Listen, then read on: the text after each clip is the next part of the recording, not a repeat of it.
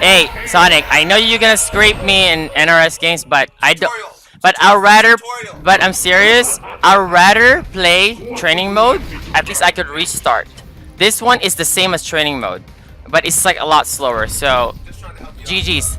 Just get better. Get good. Then you could like talk to me. I gave you 3 games, but you didn't even kill a character.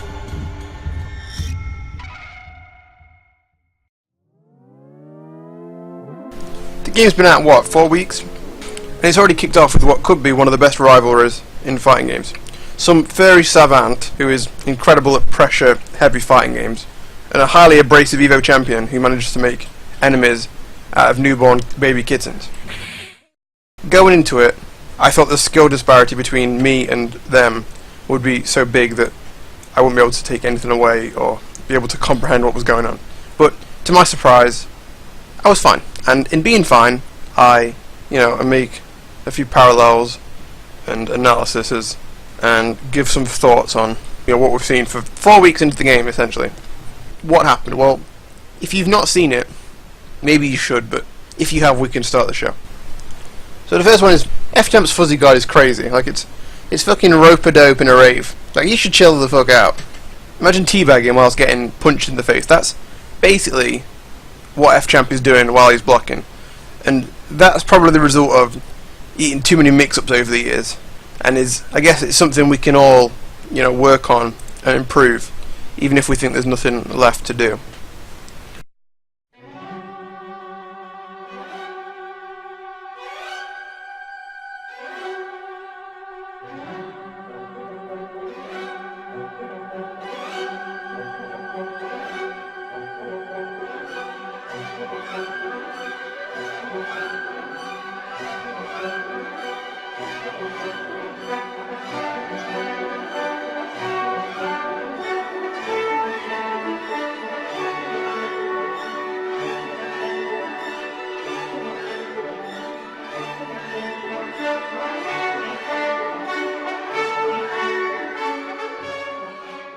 The next one, upbacking is pretty dead. If upbacking is alive and well in your games, you either need to accept that you play for fun, or you can ruin it for everyone you play with and learn setups that eat upbacks and learn strings that eat upbacks. -20.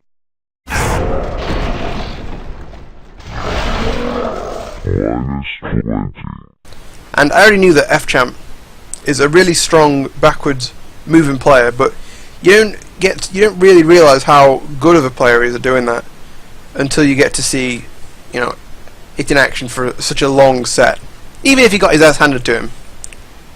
To understand it, think of it this way, and this is fair to say about all very quick fighting games. Or very quick games in general. It's very hard to think. Think of it this way: the whole world is exploding, everything is on fire and defying gravity and floating off, and the daylight jumps between blinding, scorching radiation to pitch black. How would you do that? You wouldn't, but that's Marvel. It's too fast, too unpredictable, and everyone dies the moment you touch them. It's like a curse. You're like the Grim Reaper. But the top players have managed to create a playstyle that consistently nets them tournament tops and consistently makes them the better player when they are the better player.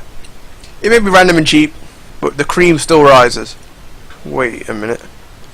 I mean, how does cream even rise anyway? You know what? I've never looked at how cream... How to make whipped cream from full cream milk.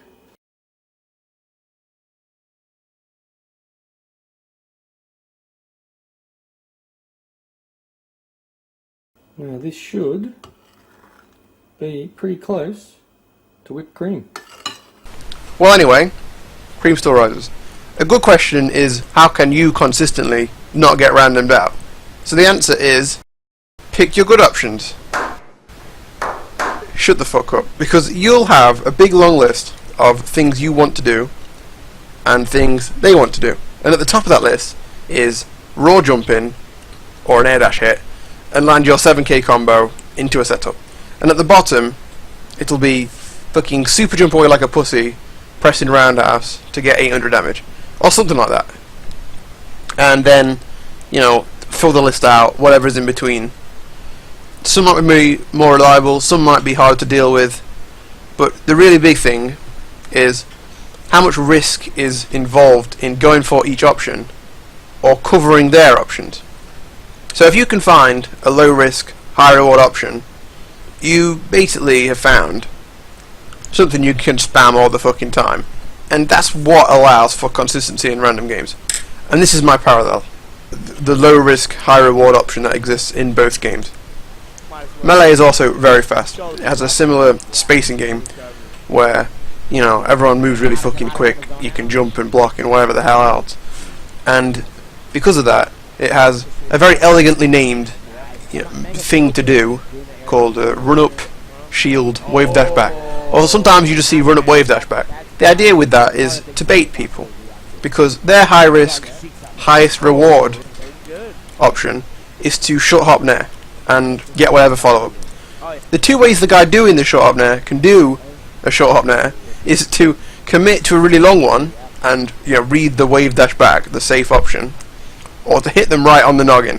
And if they wave dash back, the noggin hit will miss, and the low risk option will get a buttload of damage on you.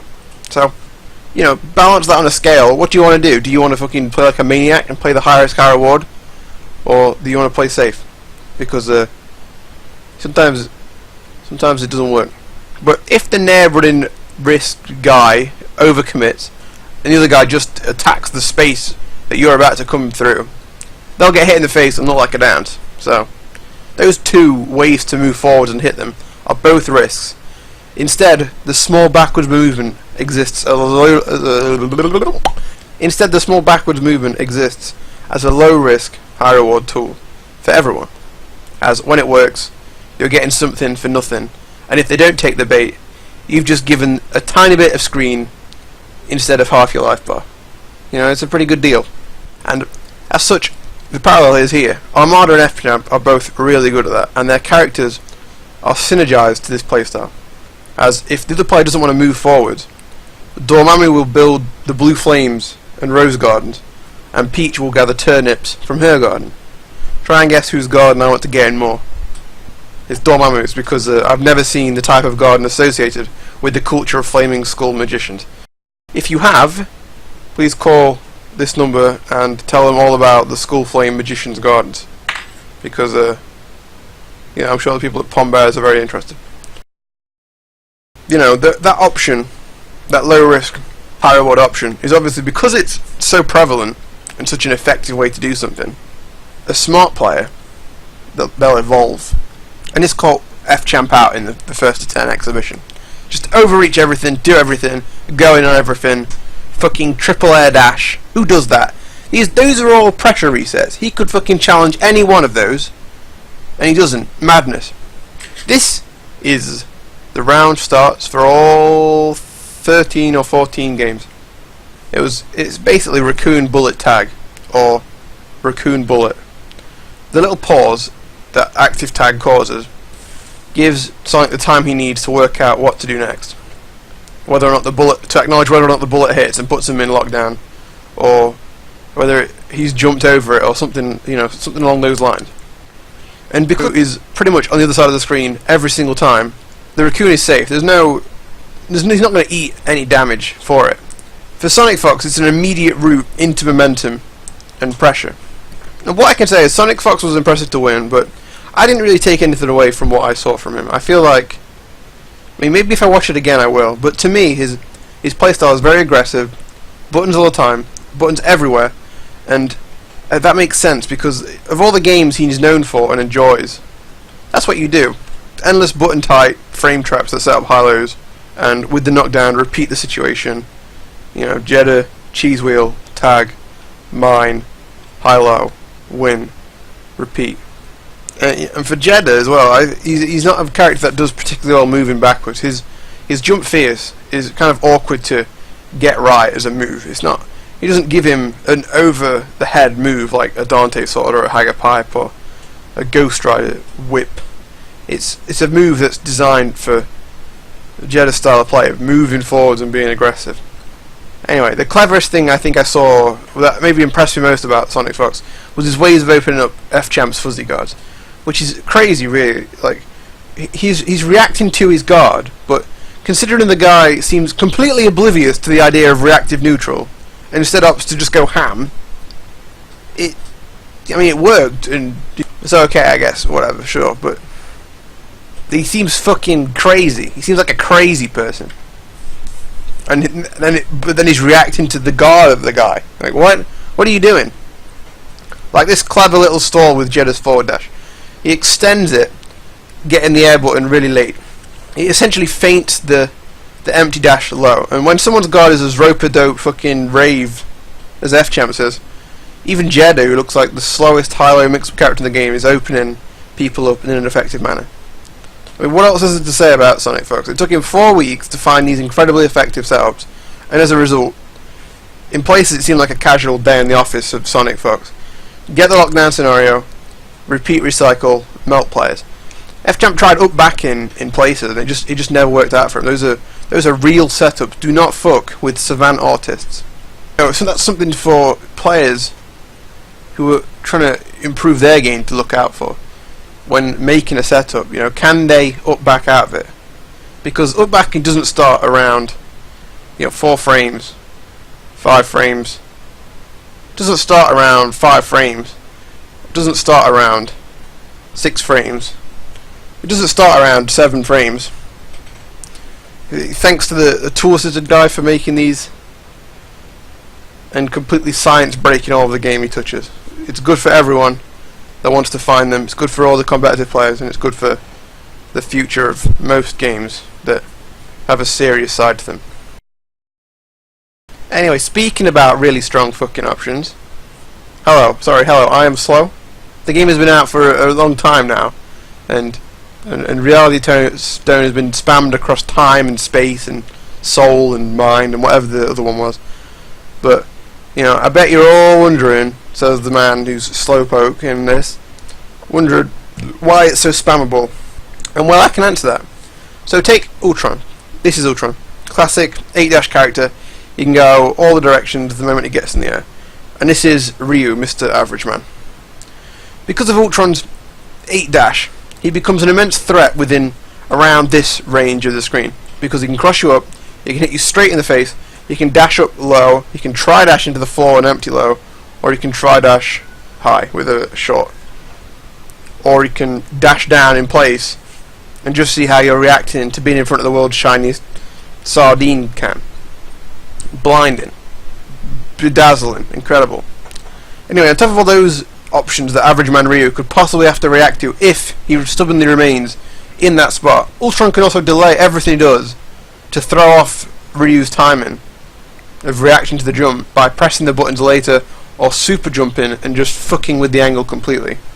So if Ryu was to try to react to any of those things, DP is pretty good. Ultron cannot block in a dash. Crouch Fierce is pretty good. Hop back Laser is pretty good, or just upbacking in general. Get out of that space, don't let Ultron press you.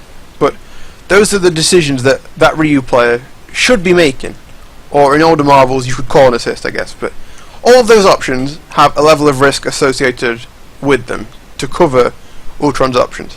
So doing a DP is going to look pretty stupid if you choose to jump up and then immediately dash straight down and then just goes for a jab confirm. Jump his back is going to give up a lot of screen, but will keep you pretty safe. Crouch Fierce is super high risk, super high reward, and Hop back Laser is good unless he super jumps over the fucking laser and then just hits you in the face. I mean, that's a lot to think about if you're a reactive player picking Ryu. Now imagine though, you have Reality Stone, and it covers every single one of Ultron's 8-dash options that he has, while offering you a way to get inside on top of that. So all those other options Ryu could be thinking about, they're all gone, or overwritten by a single move. That's why Reality Stone is such a spammable move. So when everyone gets access to one of the best mid-range tools, when everyone gets access to one of the best mid-range reactive tools in the game, it kind of defeats having good reactive mid-range tools. Haggar's Floor Pipe or Lariat or Dante's fucking Big Swords. Nemesis zombie claw, I guess. I don't know, tendril claw. And because it's primarily a reactive tool that happens to tilt you into offense, it's not about dealing with Reality Stone, which people seem to think it is. It's that Reality Stone deals with your options. But Ultron probably suffers the most at the hands of Reality Stone in this game, as his entire game plan revolves around speed and overwhelming the other player's ability to react properly, and, you know, creating mistakes. Reality Stone makes a lot of matchups where it looks like Ultron should be molesting the other character really hard. And by really hard I mean, how much lag stone is the Ultron using to fucking do stuff to the other guy? How much? Like, what are you doing? Like, Reality Stone isn't an offensive option primarily. What it does is, because it floats on the screen, it blocks a lot of key areas and key space that characters want to run into. Because the homing will move down or up, depending on where they already are. And normally the character is in the place that they want to be, preferably. So if they're Jeddah, and a Reality Stone appears on the screen, they're going to dash into it if they try to air dash. Or if they're like a Chun-Li on the floor, that stone's going to move down slightly, and then the Chun cannot air dash over it, or floor dash through it, because the Reality Stone is sitting there. So it locks off a lot of things, and then it makes you, like, it forces you backwards. It's a really terrifying thing. I'm not a fan of Reality Stone at all. I don't mind characters having tools like that. Like, I think Rocket Raccoon is a really good shot, and I guess Chris's regular Magnum is a pretty good one too, because those characters are like zoners basically, aren't they? Really, I mean, they're designed to keep people at bay and to have that ability to make safe, like, shots from screen. You know, there aren't really that many good zoners in this game. Like, Reality Stone is basically the best fucking zoning tool in the whole game. That's kind of stupid. Captain America's pretty good too. I shouldn't, you know, dismiss characters. I mean, this is the end of the analysis part of the video. DPs need to, like, be utilized more, I think, because a lot of safe things that are currently safe, they're really good. Like, DPs that you can turn safe are really fucking good, or ones with near-to-near recovery, like Morrigans, Zeros. But as always, there's just nothing stopping them from air dashing straight now. I mean, for the meantime, I think if you want to do well, just pick Reality Stone, because it's going to get nerfed. It's too fucking good as it is. Like, you can barely fucking get in as characters designed to get in. I mean, how fucking retarded is that? Anyway, thanks for watching. And if you like it, please, you know, like the video, because no one ever does it. It feels bad, man. You don't just, like, go straight to the top, you know what I mean? You gotta work your way up, you know? I gave you that respect game, you know? I gave you 3 games, but you didn't even kill a character.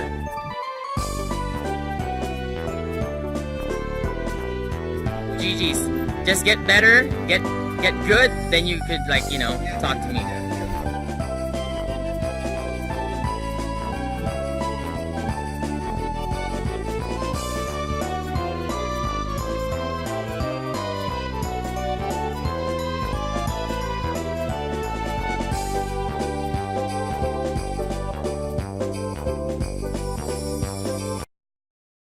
And then we get started. Get some speakers now and we're cool or whatever, but I'm living. Oh, scammy. That was wild. Their place no more. I respect it. Sonicfox needs to won't reach fast. I'm such a y'all deserve it. The streets, alright? These are my in the game, so I don't know.